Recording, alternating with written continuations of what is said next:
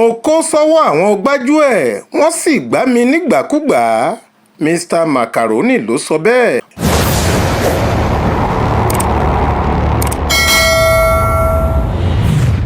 ọ̀rọ̀ tí Yorùbá máa ń sọ pé bí ọdẹ bá ro ìṣẹ́ ro ìyà bó bá pa ẹran kò ní fún ẹnìkan jẹ, àti pé ohun tí ojú ọ̀pọ̀ àwọn sọ̀mọ̀rí ẹni àyẹ́sí láwùjọ ti rí kí wọ́n tó dépò ọlà, kí wọ́n tó di gbajúmọ̀, kì í ṣe kèrémì.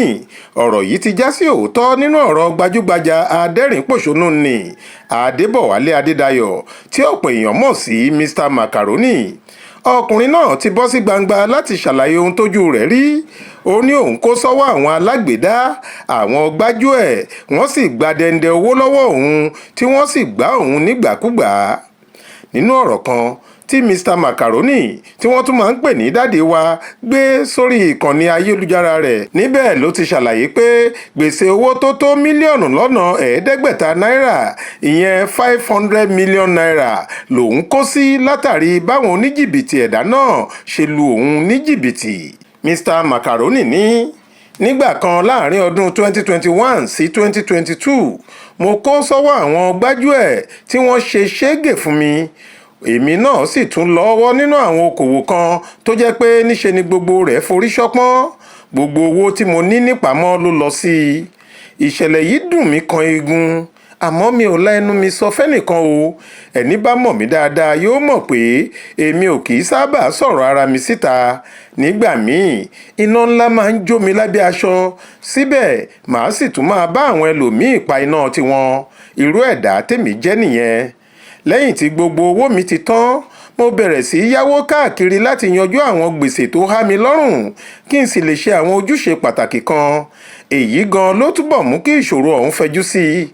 lóòótọ́ ni mò ń pa ẹgbẹ̀lẹ́gbẹ̀ owó wọlé o, tí mo sì ti rò pé màá kájú sísan gbèsè àti èlé orí rẹ̀ padà, àmọ́ irọ́ ni. nígbà tó yá ni mo rí i pé bí mo ṣe ń pawó tó bẹ́ẹ̀ ni gbèsè tí mò ń san padà àti èlé orí rẹ̀ ṣe ń pelemọ tó. ìgbé ayé alágbára mámèrò àti onínàkúnà yìí kò ràn mí lọ́wọ́. ẹ̀yin èèyàn ẹ yẹra fún owó yíyá o. àmọ́ tó bá jẹ́ pé dandan ni kẹ́ ẹ yáwó, ẹ fi ọpọlọ sí i o.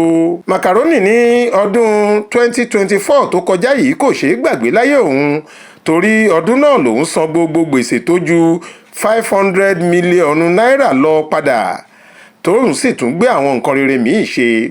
ó ní bóun ṣe wà yìí pẹ̀lú ìrànlọ́wọ́ àwọn mọ̀lẹ́bí òun àti àwọn ọ̀rẹ́ kòríkòsùn tí wọ́n dúró ti òun bí iṣan rùn, òun láyọ̀, ọkàn òun sì balẹ̀ ju ti àtẹ̀yìnwá lọ báyìí.